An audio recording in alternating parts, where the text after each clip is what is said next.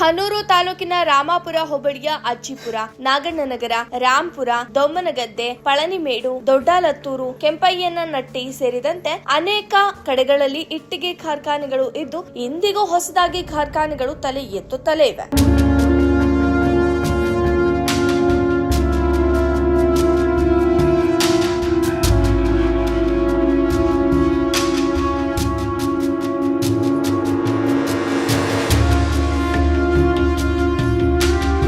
ನಾಗಣ್ಣನಗರ, ಅಜ್ಜಿಪುರ, ದೊಮ್ಮನಗದ್ದೆ ಗ್ರಾಮಗಳ ಕಂದಾಯ ಭೂಮಿಗಳಲ್ಲಿ ಮಣ್ಣು ತೆಗೆಯುವುದು, ಮರಗಳ ಸಾಗಾಣಿಕೆಯು ಏಗಿಲ್ಲದೆ ಸಾಗಿದೆ. ಪ್ರತಿನಿತ್ಯ ನೂರಾರು ಮರಗಳ ಮಾರಣ ಹೋಮ ನಡೀತಾನೆ ಇದೆ. ದಿನನಿತ್ಯ ಮರಗಳನ್ನ ಕಡಿದು ಪರಿಸರ ನಾಶ ಮಾಡುತ್ತಿರುವ ಇಟ್ಟಿಗೆ ಕಾರ್ಖಾನೆಯವರು, ಇದೆಲ್ಲ ಕಂಡೂ ಕಾಣದಂತೆ ಇರುವ ಅರಣ್ಯ ಇಲಾಖೆ ಅಧಿಕಾರಿಗಳು ಹಾಗೂ ಕಂದಾಯ ಇಲಾಖೆ ಅಧಿಕಾರಿಗಳ ಕಣ್ಣೆದುರ ಟಿಪ್ಪರ್ ಲಾರಿಗಳಲ್ಲಿ ಮರಗಳು ಸಾಗಾಣಿಕೆಯಾಗುತ್ತಿದ್ದರೂ ಅಧಿಕಾರಿಗಳು ಮಾತ್ರ ತಮಗೆ ಏನೂ ತಿಳಿದಿಲ್ಲ ಎಂಬಂತೆ ವರ್ತಿಸುತ್ತಿದ್ದಾರೆ ಎಂದು ಸಾರ್ವಜನಿಕರು ದೂರಿದ್ದಾರೆ. ವರದಿ ಹನೂರು ವೆಂಕಟೇಶ್.